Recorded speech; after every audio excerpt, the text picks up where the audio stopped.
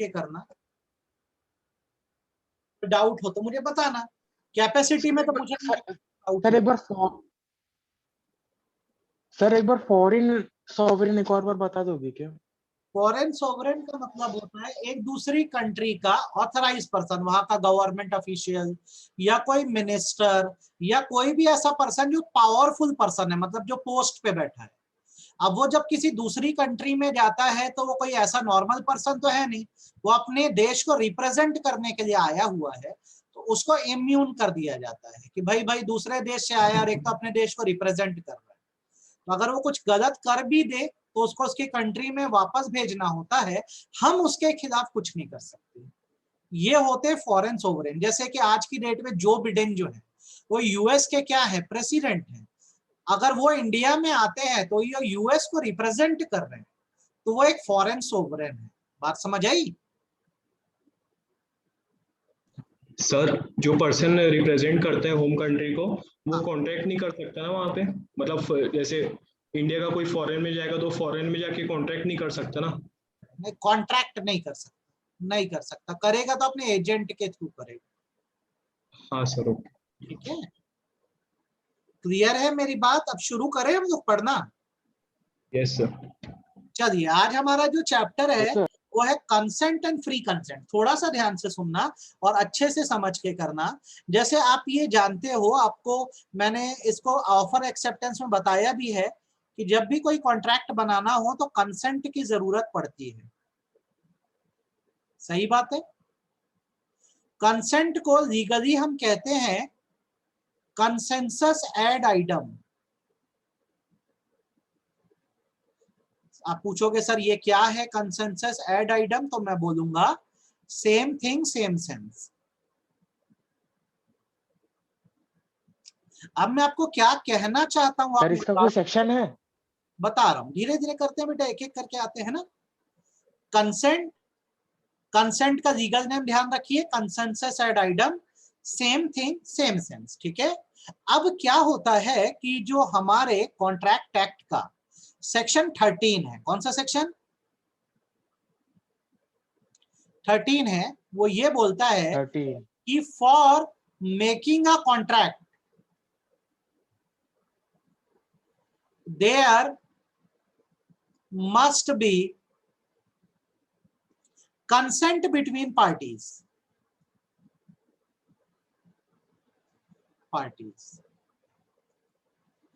In other words, mutual understanding.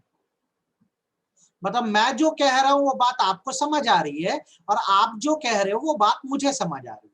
जब तक ये म्यूचुअल अंडरस्टैंडिंग नहीं होगी या कंसेंसस एड आइटम नहीं बनेगा, मतलब हमारी सोच नहीं मिलेगी, तब तक हमारे बीच कॉन्ट्रैक्ट नहीं बन सकता। जैसे एग्जांपल के तौर पे मैंने आपको ऑफर की एक कार, और कार की कीमत मैंने आपको कही 5 लाख। आपने इस बात को समझा और आपने बोला कि आप मुझसे कार खरीदोगे और 5 लाख रुपए में खरीदोगे। तो अब बताओ हमारे बीच कंसेंट है कि नहीं है? हमारे बीच कंसेंट है कि नहीं? सर मैंने आपको बोला कार 5 लाख में बेचूंगा, आपने बोला हाँ हम 5 लाख में आपकी कार खरीदेंगे, तो देयर इज कंसेंट प्रेजेंट। मतलब हम कॉन्ट्रैक्ट बना सकते हैं कि नहीं आगे जाके, ये बताइए। बना सकते हैं, सही बात है। बना सकते हैं मैं सर. सिचुएशन बदलता हूँ। Yes, sir. मैंने आपको कार ऑफर करी, मैंने आपको बोला कार 5 लाख रुपए में आपको बेचूंगा। आप हाँ हाँ तो उस टाइम बोल दिए, अब आए और बोलते हाँ सर आप वो बोले थे ना आप अपनी स्कूटर मेरे को बेचना चाहते हो 50,000 रुपए में, तो चलो मैं आपसे खरीदने को तैयार हूं। तो क्या आपने मेरी बात सुनी भी थी? मैंने क्या बोला आपको? No sir. तो आप हाँ तो बोल रहे हो पर किसी और बात के लिए बोल दे रहे हो, तो ये माना जाएगा कि हमारे बीच हो गई है गलत फहमी। There is no consent between us. और इस सिचुएशन में वॉइड अग्रीमेंट क्रिएट होगा। मतलब किसी भी हाल में आप कॉन्ट्रैक्ट बना नहीं सकते, क्योंकि आपके बीच क्या हो गई है, गलत फहमी हो गई है। तो किसी भी कॉन्ट्रैक्ट को बनाने के लिए कंसेंट का होना बहुत जरूरी है। मतलब मैं जब कोई बात कहूं तो सामने वाला उस बात को समझे उसी प्रकार से जैसा मैं कहना चाहता हूं। अगर वो समझकर हाँ कहता है तो उसे कंसेंट कहते हैं। और अगर वो कोई और बात कह देता है तो वो गलत फहमी है, मतलब कंसेंट प्रेजेंट नहीं है और हमारा कॉन्ट्रैक्ट नहीं बन सकता, ये वॉइड एग्रीमेंट कहलाएगा। अब आप बताओ, आपको कंसेंट का कंसेप्ट समझ आया कि नहीं आया, हाँ या ना? यस अच्छे से। तो अगर मैं ऐसे लिखूं तो कुछ गलत है क्या, बताना। इन एब्सेंस ऑफ कंसेंट, अगर कंसेंट प्रेजेंट ना हो, the agreement shall be void.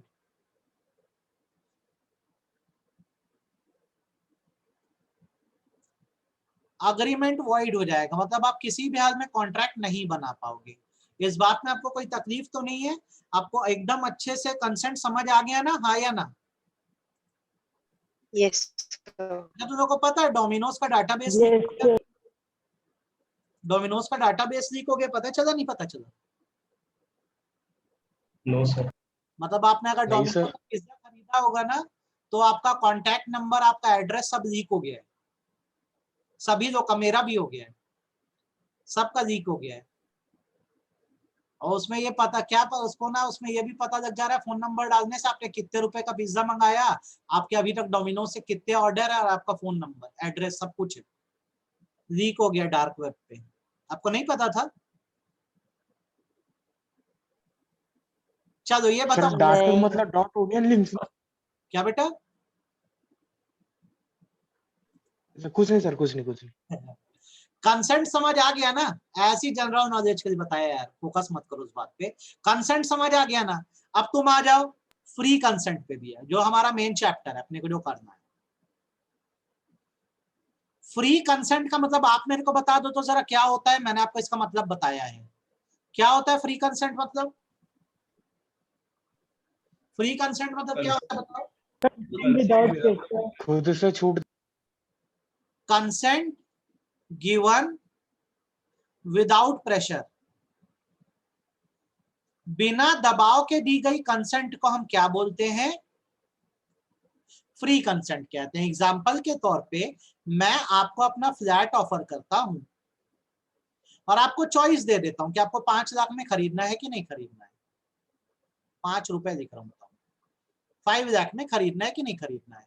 आपने सोचा, समझा और मुझे हाँ कहा कि हाँ सर मैं खरीदना चाहता हूं या चाहती हूँ, तो क्या ये फ्री कंसेंट है कि नहीं है, बताओ? क्या ये फ्री कंसेंट है? बिल्कुल। अच्छा, सिचुएशन बदलते हैं। मैंने आपको एक फ्लैट ऑफर किया कि मैं फ्लैट आपको 5 लाख में बेचूंगा, और साथ में आपके ऊपर एक थ्रेट डाल दिया कि मैं आपको नुकसान पहुंचाऊंगा अगर आपने हाँ नहीं कहा तो अब आप जो मुझे हाँ कहोगे, अब तो डर के हाँ कहोगे, तो यहाँ पे फ्री कंसेंट है कि नहीं है? नहीं है। नहीं है। There is lack of free consent. आपको मेरी बात समझ आ गई मैंने क्या बोला? तो कंसेंट होना भी जरूरी है और कंसेंट का फ्री होना भी जरूरी है, मतलब किसी बिना किसी दबाव के आपको हाँ कहना है। मेरी बात क्लियर है, हाँ या ना? Yes sir. Yes yes sir. अब मैं आपको आगे जो सिखा रहा हूं, मेरी बात को बहुत फोकस करके अच्छे समझना। In case of consent under pressure oblique lack of free consent, the contract shall be, आप बताओ क्या कॉन्ट्रैक्ट क्या हो जाएगा? Void. Voidable voidable. Voidable. Voidable किसके ऑप्शन पर? चैलेंजर जो प्रेशराइज्ड हुआ है उसके ऑप्शन। Aggrieved party. कौन सी पार्टी? अग्रीव्ड अग्रीव्ड मतलब क्या? जिसपे दबाव डाला गया। चलिए बताइए, आपको फ्री कंसेंट क्या है समझ आया कि नहीं, हाँ या ना? Yes sir free consent. अब हमको आगे क्या पढ़ना है? हमको जो टॉपिक है जिससे एग्जाम में बहुत क्वेश्चन आता है वो पढ़ना है। हमें पढ़ना है बैरियर टू फ्री कंसेंट। साधारण भाषा में प्रेशर टैक्टिक्स, लोगों पे दबाव कैसे कैसे बन सकता है। कब माना जाता है कि लोगों की कंसेंट फ्री नहीं है और किसी ना किसी दबाव में बनाई गई है। तो इसके 5 रास्ते हैं। कितने कितने रास्ते हैं? 5 5। Five. सबसे पहला जो है वो क्या जाता है कोअर्जन, दूसरा क्या जाता है अनड्यू इन्फ्लुएंस, सब सिखाऊंगा एक एक करके। तीसरा क्या जाता है फ्रॉड, चौथा क्या जाता है मिस रिप्रेजेंटेशन, और आखिरी जो कह जाता है वो मिस्टेक कह जाता है। इतने होते हैं। आपके लिए मैं एक्स्ट्रा ज्ञान के लिए इसका सेक्शन भी कोट कर देता हूं। Coercion section 15, undue influence section 16, fraud section 17, miss representation 18 and 19 में इफेक्ट बताते हैं, और मिस्टेक में 20 से लेकर 22। ये प्रेशर टैक्टिक है। Coercion, undue influence, fraud, miss representation, mistake. Section भी याद हो जाएंगे क्या तुम लोग को साथ साथ? एक लिस्ट है ऐसी याद कर देना, 15, 16, 17, फिर 18, 19, फिर 20 से 22 हो जाएगा याद। बताओ Yes, हाँ sir. या ना? आपको याद Yes, हो sir. जाएगा सेक्शन ऐसे। Yes, ठीक, याद रखना कि अनड्यू इन्फ्लुएंस की प्रेशर टैक्टिक जो फ्री कंसेंट में जो प्रेशर डालने की टैक्टिक है सेक्शन 15 से चालू होके 22 तक जाती है। 15 coercion, 16 undue influence, 17 fraud, 18, 19 miss representation, 20 से 22 मिस्टेक। ध्यान रखना, ठीक है। नहीं भी रखोगे तो देखो कोई ऐसा इशू नहीं है।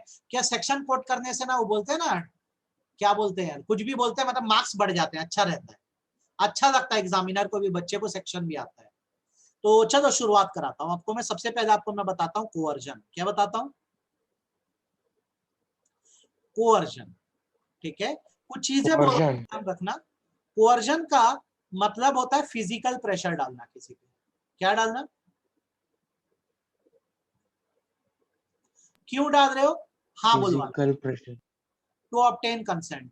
जब आप हाँ बुलवाने के लिए किसी के ऊपर फिजिकल प्रेशर डालते हो तो उसे कोअर्जन बोलते हैं। कैसे, अभी ये सिखा दूंगा थोड़ी देर में, ठीक है। कोअर्जन को इंग्लिश लॉ में ड्यूरेस कहते हैं। क्या कहते हैं? ड्यूरेस कहते हैं। और इसे हिंदी में उत्पीड़न कहते हैं। सेक्शन आप बोलो क्या है इसका section? 15.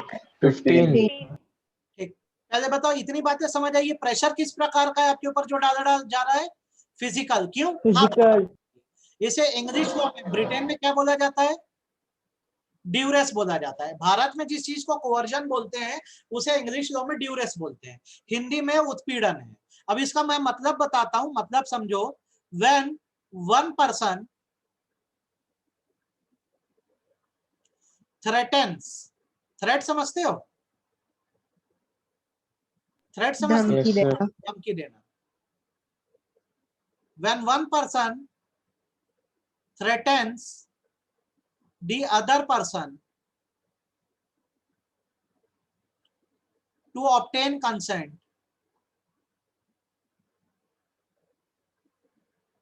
then it is coercion. जब एक इंसान दूसरे इंसान को धमकाता है हाँ बुलवाने के लिए तो ये कोअर्जन किया जाता है। तो कोअर्जन 3 प्रकार से किया जाता है, ध्यान रखना। Committing any activity prohibited by law, कोई ऐसा काम करना हाँ बुलवाने के लिए जो कानूनी रूप से मना है। एग्जाम्पल, किसी की आपने किडनैपिंग कर दी हाँ बुलवाने के लिए, सही किया कि गलत किया? सही किया कि गलत किया? सामने तो हाँ नहीं बोल रहा था तो आपने किडनैप कर दिया उसके या उसके घर वालों को, सही किया कि गलत किया? गलत। गलत किया। इंसान दबाव में हाँ बोलेगा तो बोलेगा कोर्ट में जाके मेरे साथ कोअर्जन हुआ था, मेरे साथ एक ऐसी एक्टिविटी की गई हाँ बुलवाने के लिए जो कानूनन रूप से मना है। मैं किसी को खूब पीटता हूं, चल हाँ बोल हाँ बोल हाँ बोल करके, तो ये भी कोअर्जन है, फिजिकल प्रेशर डाल रहा हूं। समझ आ गया? दूसरा, threat to commit any activity prohibited by law, मतलब आप धमका रहे हो कि हाँ नहीं बोला तो मैं आपको पीट दूंगा या किडनैप कर दूंगा। ये धमकी भी कोअर्जन की कैटेगरी में आती है। आपको समझ आ गया कोअर्जन कैसे कैसे करते हैं? कोई ऐसा काम करना हाँ बुलवाने के लिए, बार बार शब्द सुनो, हाँ बुलवाने के लिए जो कानूनी रूप से मना है, या किसी को ऐसा काम करने की धमकी देना। कितना क्लियर है?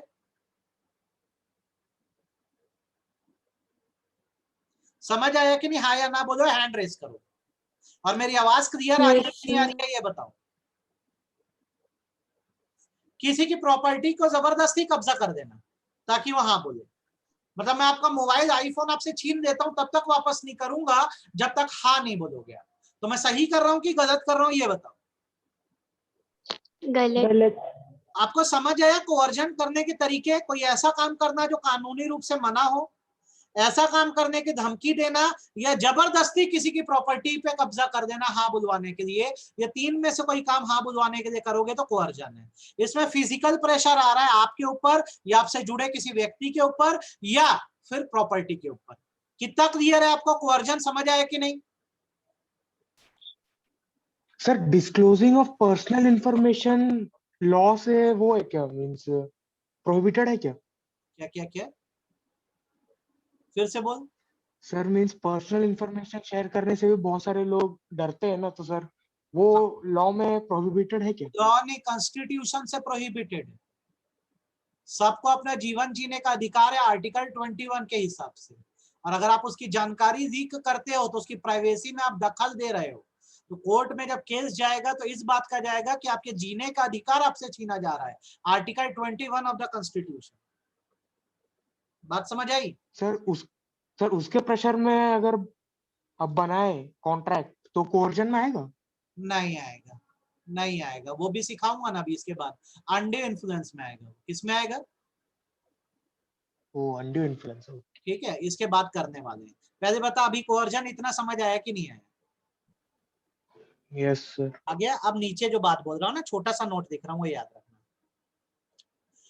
Coercion can be conducted by any person. Coercion कोई भी कर सकता है।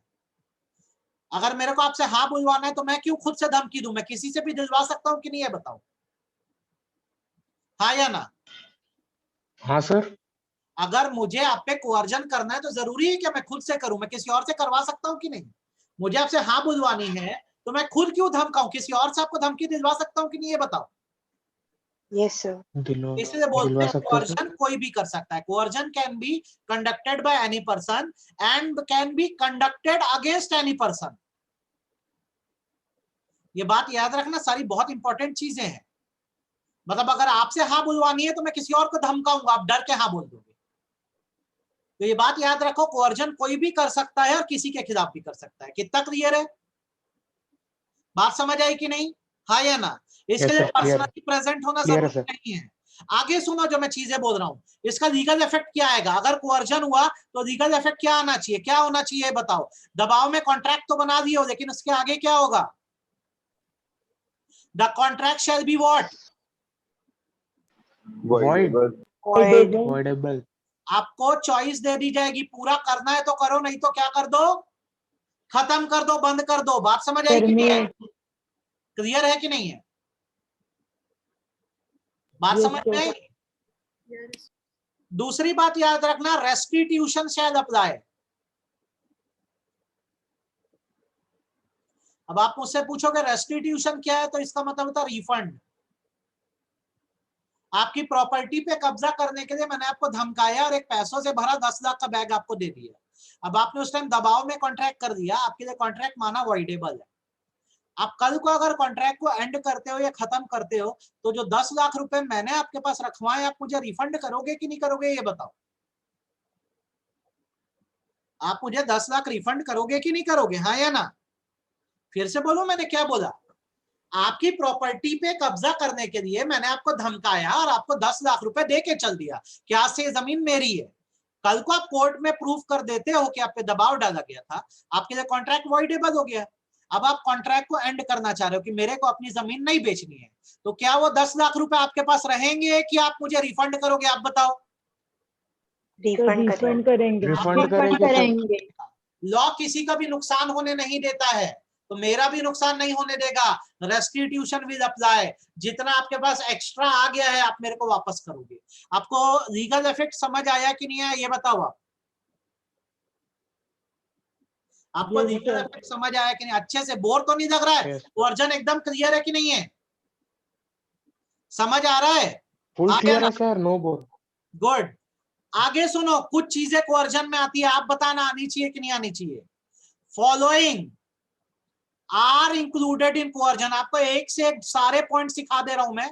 इससे क्या होगा, अगर आपको कोई भी वैल्यू बेस कल को टेस्ट या एग्जाम में आ गया, आपकी इतनी कैपेबिलिटी होगी लॉ में कहीं का कोई भी क्वेश्चन आप बना लोगे, और ये हम हर यूनिट में कर देंगे इतना डिटेल में हर चीज, ठीक है? बस पेशेंस बनाए रखना, डेली पढ़ना, इतना चाहिए, अगर कर दोगे तो बहुत अच्छे मार्क्स आएंगे लॉ में।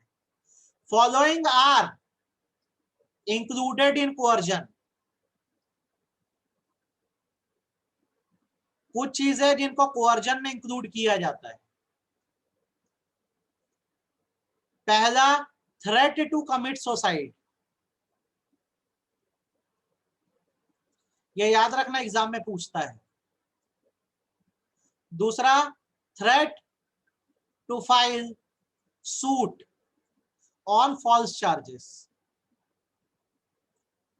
अगर हाँ बुलवाने के लिए यदि कोई आत्महत्या की धमकी दे दे, या हाँ बुलवाने के लिए आपको कोई बोले कि वो आपको झूठे केस में फंसा देगा, तो ये दोनों चीजें कोवर्जन की कैटेगरी में आती है, क्योंकि इसमें कहीं ना कहीं फिजिकल हार्म है और आपको धमकाया ही जा रहा है। जैसे मैं आपको धमकी देता हूं कि आपने हाँ नहीं बोली तो मैं आत्महत्या कर दूंगा, तो मान लो अगर सच में कर दिया तो आप फंसोगे कि नहीं फंसोगे, ये बताओ, हाँ या ना? Yes, sir. Yes, sir. Situation में इसको लॉ बोलता है कि अगर आपने किसी को आत्महत्या करने की धमकी दी है हाँ बुलवाने के लिए, या फिर झूठे केस में फंसाने की धमकी दी है, तो ये दोनों कोवर्जन की कैटेगरी में आता है। किस में आता है? किस में आता है? आपको Coercion. समझ आई मेरी बात? अब नीचे जो दिख रहा है आप उसको समझो। Following are not included in coercion, कुछ चीजों को कोवर्जन नहीं भी मानते हैं, जैसे कि अटेम्प्ट टू सुसाइड, आत्महत्या की कोशिश, ये क्राइम है, अगर बच गए तो जेल जाओगे, ये कोवर्जन नहीं कहलाता। दूसरा, threat to file suit, case करने की धमकी देना कोवर्जन नहीं है। झूठे केस में फंसाना कोवर्जन है, केस की धमकी देना कोवर्जन नहीं है, क्योंकि अगर आप खाली केस या सूट बोल रहे हो तो लीगल केस होगा। मैं बोलता हूं भाई देख तू कॉन्ट्रैक्ट पूरा नहीं किया ना, मैं केस डाल दूंगा, कोई दिक्कत नहीं, ये कोवर्जन नहीं है। आपको ये दोनों बातें समझ आई कि आप कंफ्यूज हो गए, ये बताओ आपको ये समझ आया कि नहीं? सर अटेम्प्ट टू सुसाइड क्यों नहीं है? अटेम्प्ट टू सुसाइड को क्राइम मानते हैं। क्या मानते हैं? क्राइम। Crime. बच गए तो आपकी कोई बात सुनी नहीं जाएगी, उठा के जेल में डाल देंगे, ठीक है? धमकाना कोवर्जन है, अटेम्प्ट कर देना क्राइम है, ध्यान रखो। तो अगर ये अटेम्प्ट की बात आती है तो कॉन्ट्रैक्ट एक्ट के स्कोप से बाहर चल देता है, इस पर क्रिमिनल लॉ मतलब इंडियन पिनल कोड लग जाता है। तो उतना डिटेल में अपन क्यों जाए, ये आपको समझ आ गई कि नहीं मेरी कही गई बात, ये बताओ। Yes, sir. आपको पूरा कोवर्जन अच्छे से समझ आया कि नहीं, हाँ या ना? पूरा कोवर्जन एकदम अच्छे समझ आ गया कि नहीं? इतना है कोवर्जन। इसे एग्जाम में आपको शॉर्ट नोट पूछता है, वैल्यू बेस्ड क्वेश्चन पूछता है। क्या क्या पूछता है? Short note value based question. अगर आया तो इतनी कैपेबिलिटी आपकी होनी चाहिए, आप कर दो। आपको मैंने आज तक जितने केस पढ़ाए आपको ध्यान है कि नहीं? कार्लाइल ध्यान है आपको कि नहीं है? है sir. Felthouse versus Bindley है Yes, सर। sir. है। अच्छा, ये अपना लाजमान Shukla Gauri Dutt, yes sir. Yes sir. With Harmodas Ghosh, yes sir. Yes, sir. Yes sir. Sir एक बार इंक्लूडिंग और नॉट इंक्लूडिंग वाले फिर से बता दो। बेटा कोवर्जन में ना इन चीजों को माना जाता है। अगर मैंने किसी को हाँ बुलवाने के लिए आत्महत्या की धमकी दी ना, तो ये कोवर्जन है। वैसे अगर मैं किसी को बोलता हूँ कि तुमने हाँ नहीं बोला, मैं झूठे केस में फंसा दूंगा, तो ये कोवर्जन है। मैं धमका रहा हूँ, इससे सामने को नुकसान होगा तो डर के हाँ बोल देगा। कुछ चीजों को कोवर्जन में नहीं मानते हैं, जैसे अगर कोई सुसाइड का अटेम्प्ट कर दिया, कोशिश कर डाला, तो वो क्राइम है, वो बंदा जेल जाएगा, उसका कुछ नहीं हो सकता। और वैसे अगर आपको मैं केस करने की धमकी देता हूँ तो एक लीगल केस की धमकी है वो, तो आपको काम करना पड़ेगा, वो कोवर्जन नहीं है, मैं आपको जेन्युइनली बोल रहा हूँ कि अगर मेरा काम नहीं करे मैं आपके ऊपर केस कर दूंगा, तो कुछ वैलिड रीजन होगा करके ऐसा बोल रहा हूँ। जैसे आप कोई दुकान में जाओ, पैसा देके सामान नहीं देगा तो धमकाओगे कि नहीं, केस कर देंगे। सही बोल रहा हूँ गलत बोल रहा हूँ? Yes, सही sir. बोल। बात खत्म। सर अगर दो लोग ऐसा कॉन्ट्रैक्ट में एंगेज है और एक सुसाइड अटेम्प्ट करता है तो कॉन्ट्रैक्ट का क्या होगा? फिर से बोल, आवाज कटी, फिर से बोल एक बार। हाँ सर, मतलब दो लोग अगर कॉन्ट्रैक्ट में एंगेज है और एक पर्सन अटेम्प्ट टू सुसाइड करता है तो कॉन्ट्रैक्ट का क्या होगा? कॉन्ट्रैक्ट का क्या होगा? बच जाएगा, लीगली एनफोर्स करके करवाएंगे उससे, और क्या। बच गया ना, बच गया सर। बच गया तो करवाएंगे उससे पूरा, और क्या। कॉन्ट्रैक्ट बन गया है, उसके बाद कोई अटेम्प्ट टू सुसाइड करता है, बच गया तो कॉन्ट्रैक्ट को तो परफॉर्म करना ही है, उससे थोड़ी ना बच सकता है। बात समझ आई? अब मेरे से कोई उधारी दे दिया, और उधारी नहीं देने बचा तो? क्या नहीं बचा तो भैया वो हमारी चॉइस है। अगर उसका पर्सनल स्किल इन्वॉल्व था, उसके आगे पीछे कोई नहीं है, तो हम वॉइड मानेंगे। और यदि उसके घर वाले अच्छे खासे हैं, एफिशिएंट हैं, फिर घर वालों से रिकवरी करेंगे, लीगल रिप्रेजेंटेटिव से, है ना। बात समझ आई? सर मतलब कॉन्ट्रैक्ट इलीगल कॉन्ट्रैक्ट में चेंज नहीं होगा क्योंकि एक्टिविटी इलीगल है तो? नहीं, क्या इलीगल है? सुसाइड करना किसने बोला इलीगल? सुसाइड करना क्राइम है भी है, वो आप अपनी इच्छा से कर रहे हो, तो उसे कॉन्ट्रैक्ट से कोई मतलब ही नहीं है ना, वो तो क्रिमिनल लॉ में कवर हो जाता है। उससे आपके और मेरे कॉन्ट्रैक्ट पे क्या अंतर पड़ा, क्या असर पड़ा? Okay sir. एक्टिविटी तो लॉफुल थी ना हमारी। क्लियर है? तो आपका कोअर्जन खत्म हुआ। अब इसके बाद एक और बता रहा हूँ, सर ध्यान से सुनना, बोलो बेटा। सर जैसे धमका के जमीन ले लिए, हाँ, फिर कोर्ट में जाने के लिए भी धमकाए, तो क्या कैसे करेंगे? जमीन लेने के लिए जो धमकाया गया है वो कोअर्जन है। क्या है? जमीन कोर्जन। पाने के लिए जो धमकाया गया वो कोअर्जन है। और जो अलग से कोर्ट ना जाने के लिए धमकाया गया है आपको, उसको माना जाता है कि वो एक क्रिमिनल थ्रेट है। क्या है? Criminal threat. तो आप दो लॉ में कवर हो जाओगे। हाँ बुलवाने के लिए जो धमकाया गया वो कोअर्जन है, तो उस हिसाब से इंडियन कॉन्ट्रैक्ट एक्ट का केस बनेगा। और कोर्ट ना जाने के लिए जो धमकाया गया है वो क्रिमिनल लॉ का केस कहलाएगा, मतलब इंडियन पीनल कोड का केस। बात समझ में आई? Yes sir. ऐसा। अब हम आते हैं अनड्यू इन्फ्लुएंस पे, और इसका सेक्शन आप बोलो क्या है? 16 बेटा ये ना कोअर्जन का जस्ट अपोजिट है। अनड्यू इन्फ्लुएंस का मतलब होता है मेंटल प्रेशर या मॉरल प्रेशर। कैसा प्रेशर? मेंटल या मॉरल प्रेशर को अनड्यू इन्फ्लुएंस बोलते हैं। ठीक है, हिंदी में इसे अनुचित प्रभाव बोला जाता है। सर आप हिंदी में क्यों बता रहे हो? तुमको पता होना चाहिए इसलिए बता रहा हूं। मतलब सिखा रहा हूं, बहुत आसान है, ध्यान से सुनना। When two persons, दो लोग, are in a relationship, दो लोग किसमें है? दो लोग किसमें है? रिलेशनशिप में। And a relationship is such that one person is able to control the will of other. ध्यान से मेरी बात को सुनना। To control the will of other, and such person takes unfair advantage of it. आपको कुछ नहीं समझ आया होगा तो साधारण भाषा में बोल रहा हूं। जब दो लोगों के बीच रिश्ता ऐसा हो कि एक इंसान दूसरे इंसान को कंट्रोल कर सकता हो या उस पर इफेक्ट डाल सकता हो, और वो इस कंट्रोल या इफेक्ट का गलत फायदा उठाता है, तो उसे हम अनड्यू इन्फ्लुएंस कहते हैं। क्या कहते हैं? क्या कहते हैं? Undue influence. जैसे एक एग्जांपल दे रहा हूं आपको मैं, डॉक्टर और पेशेंट, कौन किसको कंट्रोल कर सकता है ये बताओ? डॉक्टर पेशेंट को। डोमिनेंट पोजीशन में डॉक्टर है और जो सबऑर्डिनेट पोजीशन है उसमें पेशेंट है। अब यहाँ पे डॉक्टर अगर बोलेगा भाई तू दुनिया भर के जाके टेस्ट करा, सर्दी खांसी को भी तुम्हारे इसको कैंसर बोल देगा, तो तुम कुछ कर पाओगे क्या, ये बताओ। No, sir. ठीक, उसने जितने टेस्ट No, बोले sir. जाके करवाओगे, वो कैंसर बोल दिया तो कैंसर समझ के इलाज करवाओगे। अब कल को अगर आपको ये बात पता लगती है कि आपको ऐसा कुछ नहीं था, तो आप उस डॉक्टर पे कौन सा केस डालोगे? आप केस डालोगे अनड्यू इन्फ्लुएंस का, कि इसने मेरी भावनाओं का फायदा उठाया है, मैं इस पे विश्वास करता था और इसने मुझे लूट दिया। मेरी बात समझ आई कि नहीं, हाँ या ना? Yes, sir. Yes sir. Yes. तो अब Yes, एक sir. बात बताओ, अनड्यू इन्फ्लुएंस कोई भी कर सकता है क्या? अनड्यू इन्फ्लुएंस कोई भी कर सकता है क्या?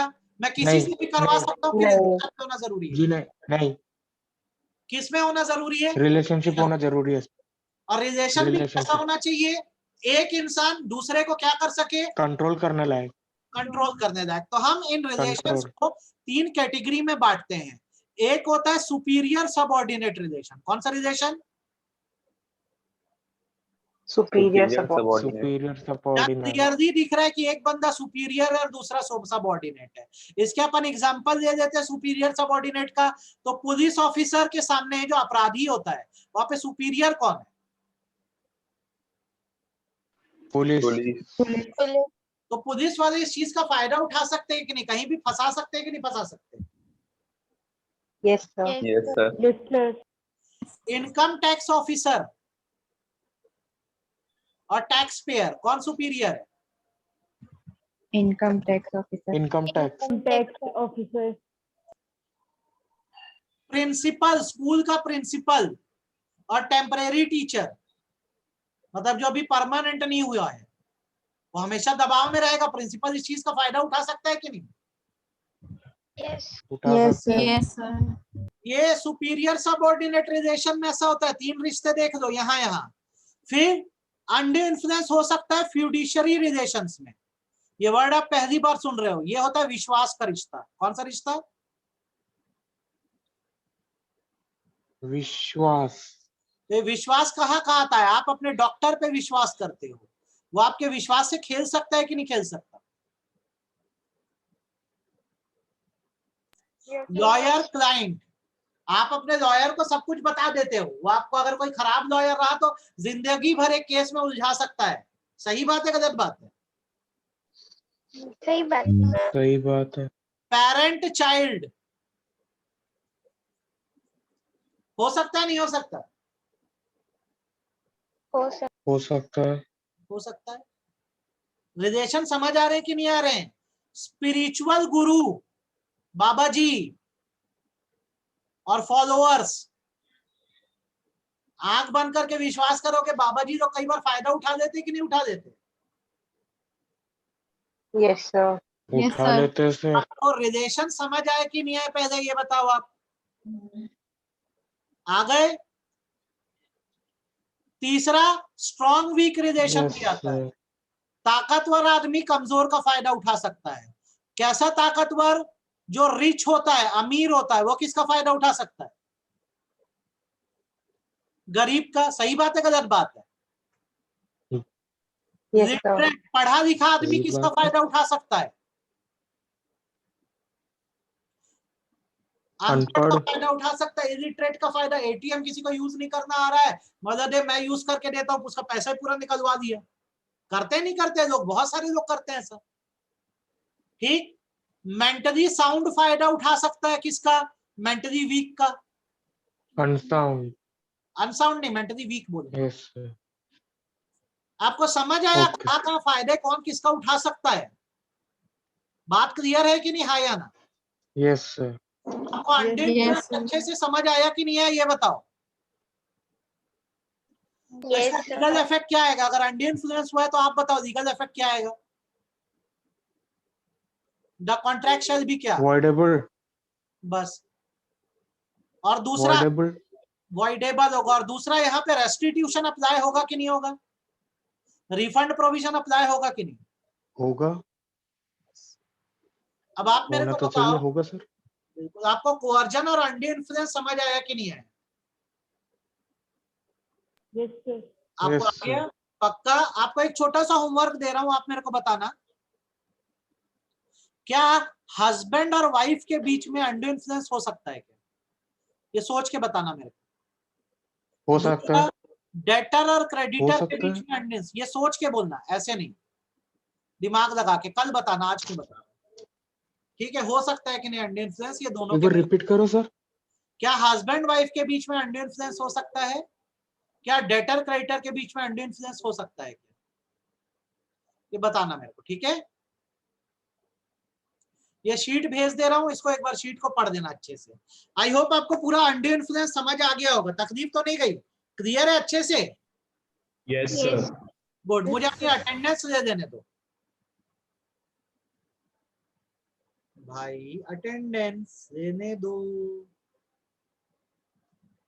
जिसका पेपर मैं चेक करके नहीं दे पाया हूं ना, कल पॉजिटिवली दे दूंगा मैं। बहुत सारों का तो मैंने चेक कर दिया है, कुछ का बचा है अभी भी, उसको मैं चेक करके पॉजिटिवली आपको प्रोवाइड कर दूंगा।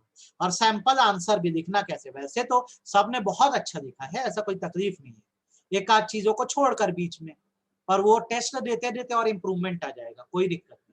अच्छा, ऐसी टेस्ट देते जाओ। अभी सैटरडे को थोड़ा और बड़ा टेस्ट दूंगा, ठीक है?